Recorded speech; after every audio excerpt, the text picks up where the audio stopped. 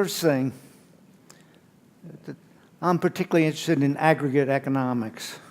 Aggregate economics is a different science than microeconomic science. Both are powerful and useful sciences. And when I have micro problems, I use micro. I use things like supply and demand.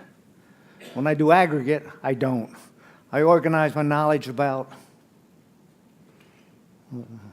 around aggregate production functions and aggregate households. This has led to a unified theory that's been incredibly successful. I call it it got called the real business cycle methodology. Yeah, you have money in there and what have you. And we've learned so much, particularly over the last 20 years. You listen to what the people say in Washington, and they're still using the language of the 60s, the failed paradigm.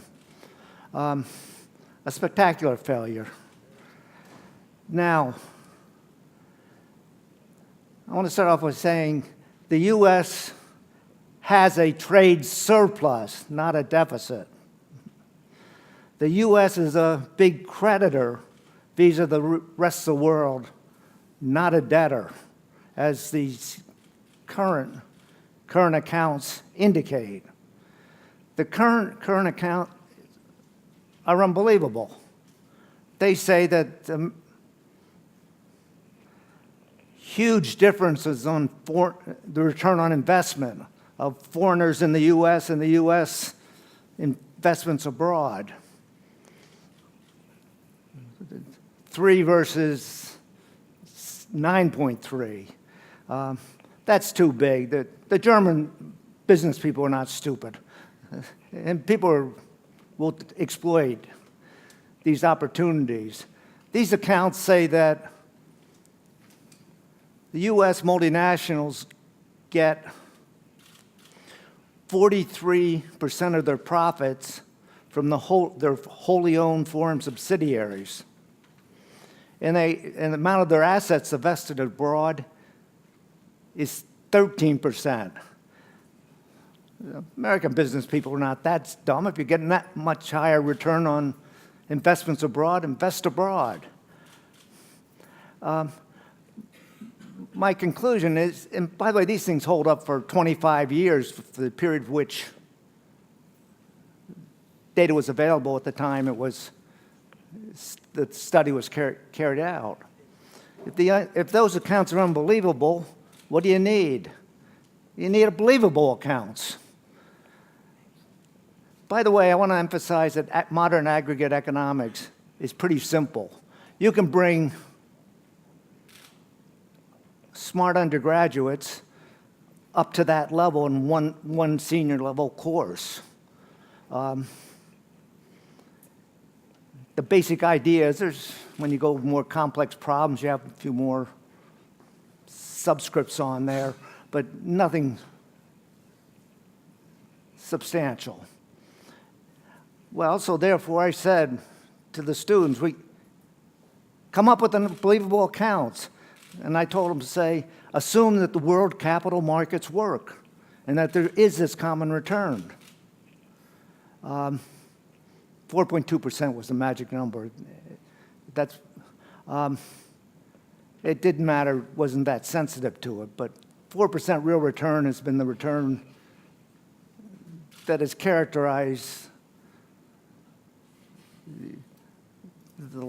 for hundreds of years. The British councils used to help finance the wars with France, Napoleonic Wars. Nurlov, not the one we know, but back in the early 20s, we were in the teens of 1900, the insurance companies used 4%. You had a choice of how to take the money. And to do this, they used a calculation of 4%. Incidentally, they earned 6% on their investments, and the 2% spread is that financed their operation. Insurance is a big sector. So this 4%, and by the way, if you look at the U.S. national accounts, you look at the corporate profits, net of taxes, and divide it by the nominal value of the capital stock of reproduction costs. The BEA reports these numbers, and you take that ratio, it's nominal over nominal, so if you mess up on the price level, no problem, which is nice, because I don't think we can measure the price level. 4%, and that's been true with very little fluctuations since these accounts, the U.S. national income accounts, came into existence. And another thing, year after year, the U.S. has GNP is bigger than GDP, so we have making positive returns on what the national accounts or the current accounts say. And how do you earn consistently positive returns as you become a big debtor? We went through, according to the current accounts, it was roughly, it was positive up until about 1984, and then it went negative and fell way down. So these students did this. It's not a hard exercise. You just start with the GNP accounts, because that's what GNP, not GDP, is what economic theory says to use. The finding was that with this one change, everything started making sense. Needless to say, there weren't any rate of return anomalies by assumption of the accounts. And there's precedence for pegging some interest rate. The precedent is measuring the output of the government sector.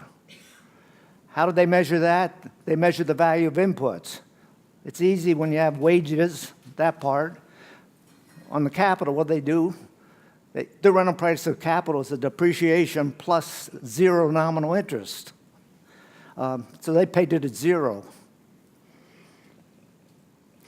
So the thing is, what changes, we're not a debtor of minus 0.45 annual GNPs. We're a creditor of 0.9. And consistently, we've had a positive net earnings abroad.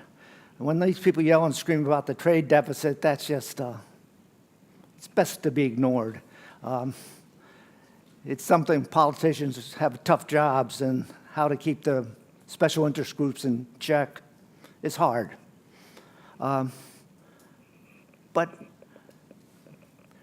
So this is one big change. The next thing is, what is the key there? The key there is technology capital, or know-how, tech capital.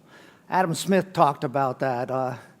It's teams of people formed, that's Ben Holmstrom's language, business enterprises. And they have a lot of specialization. Adam Smith again. In this technology they develop can be used at multiple places throughout the world or within the country.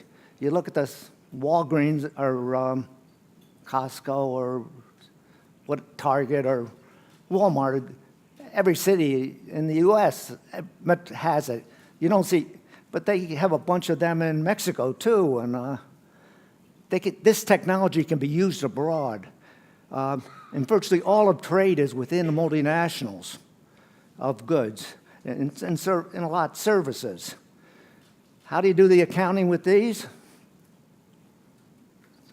What's this technology or know-how that can be used at multiple locations? Theory doesn't say. It's just somewhat arbitrary. But if you sort of look at some of things, and if you put more in one pot and less in the other, and you're just worried about the total amount, the error's offset. That's one of the nice things about aggregate economics. By the way, how's the U.S. economy doing? The answer is great. U.S. is becoming more decentralized, reversing a trend towards greater centralization. States are taking more responsibility in communities.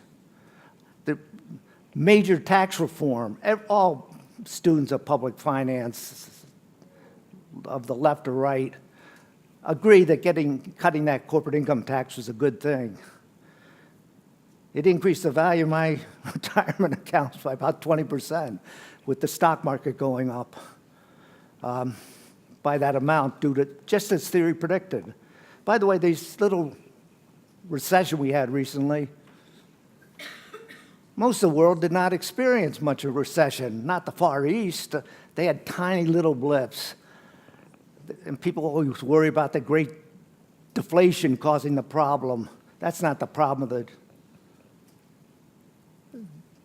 the Great Depression in the U.S.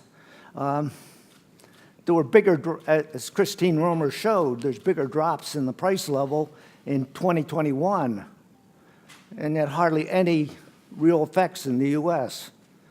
A little drop in rapid recovery. So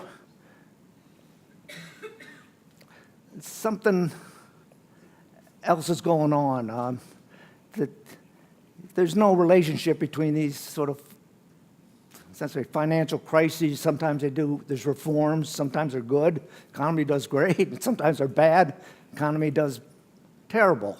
All the Scandinavian economies went bankrupt in about 1991. They reformed and prospered.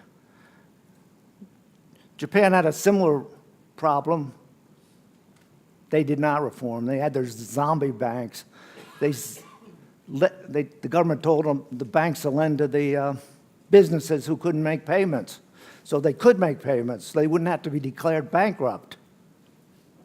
Spain doesn't do any stupid stuff like that, I'm sure. They're much economically seem to be the bright spot in Europe, which is good to see. But I'd like to see other parts doing well. Scandinavia's done quite well. And they were not hit by the real economic activities. Things like flexible labor markets are so important. And where do you look for that? You look for Denmark. It's where people are freer to now get together and set up an enterprise. I see all this trade stuff as just rhetoric, and every president just about, there were voluntary quotas back in 1981, told the Japanese not to limiting number, and there was another voluntary quotas in the mid-90s for the high-end Japanese automobiles. But they got around that. The people down in Kentucky, the industrial center, that's a hillbillies' land. That's where Toyota set up their factory, and most of the value added is American workers and suppliers, local suppliers. They had the technology, the know-how that's so important. So it's things, and I spend a lot of connection with China. I'm just fascinated with the dramatic change and progress they're making. And President Xi is pretty smart, and he cares about the American people. I mean, the Chinese people. And indirectly the American people. And I think Trump cares about the American people, but they have their tough problems, and there's big gains from coming to agreement, and they're coming to agreement. And anybody that's worried about trade wars don't. That's just part of the political rhetoric. So I'm optimistic about the future with the rapid technology change and advance. I don't think we can measure how fast it is. We can't measure growth rate. We can measure comparative levels. And theory keeps working over and over again, like the stock market went up by the right amount that's predicted in a McGrattan and my 2009 paper.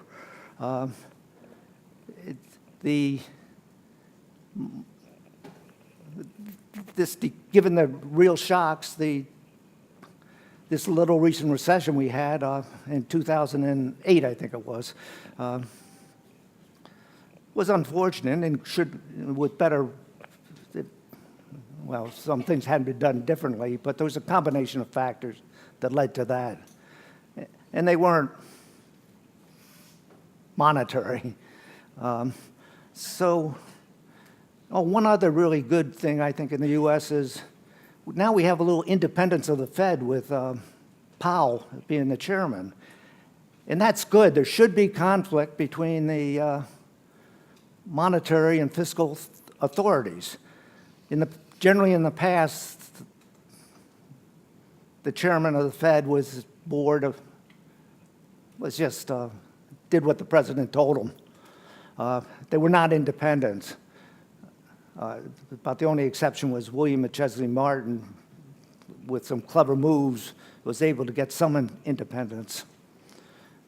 But it's a check and a balance between these two, and checks and balances are crucial to a well-functioning, steady, stable political system. That completes what I have to say.